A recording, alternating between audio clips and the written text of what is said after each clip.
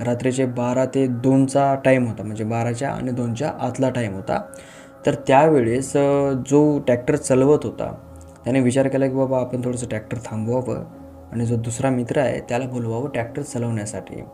तर त्याने थोडंसं ट्रॅक्टर असं जवळ आणलं, थोडीशी ट्रॅक्टरची रेस कमी केली आणि उतरणारच की त्याला एक आवाज आला, खिंकाळीचा आवाज, जोरात ओरडण्याचा आवाज, चिरकण्याचा आवाज. आणि तो आवाज नॉर्मली माणसाचा नव्हताच, तो आवाज होता एका स्त्रीचा. आता हा पहिल्यांदा कन्फ्यूज झाला. याला वाटलं की यार माझा भास तर नाही ना, मला म्हणजे काही ऐकू वगैरे आले ते माझा भास तर नाही आहे ना, मी ट्रॅक्टरवर बसलो माझ्या कानात तर वाजले नाहीत ना. म्हणून तो थोडासा थांबला आणि ट्रॅक्टरच्या खाली उतरला. तो जसा उतरला तसा परत सेम आवाज त्याला आला चिरकण्याचा. आणि तो चिरकणं असं काय नॉर्मली नव्हतं, ते खूप भयानक पद्धतीचं चिरकणं होतं, एकदम कर्कश आवाज.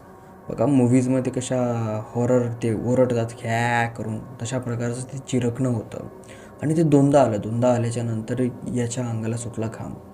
याला वाटलं की एवढ्या रात्री कोणती बाई चिरकती आहे. आता हा ट्रॅक्टरवर परत बसला.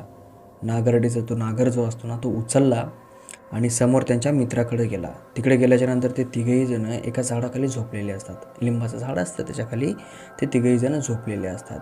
मग हा ट्रॅक्टरच्या खाली उतरला. उतरल्याच्या नंतर याच्यापाशी एक छोटीशी टॉर्च होती. त्याने इकडं तिकडं असं बघितलं, कुणीच दिसलं नाही. मग परत याच्या कानावर एक आवाज आला रडण्याचा, फुसफुस. आणि तो आवाज असा वाटत होता की जसं की कानापाशी आलेला आहे आपल्या जवळ. हा मागं गर्कन फिरतो, बघतो तर कुणीच नसतं.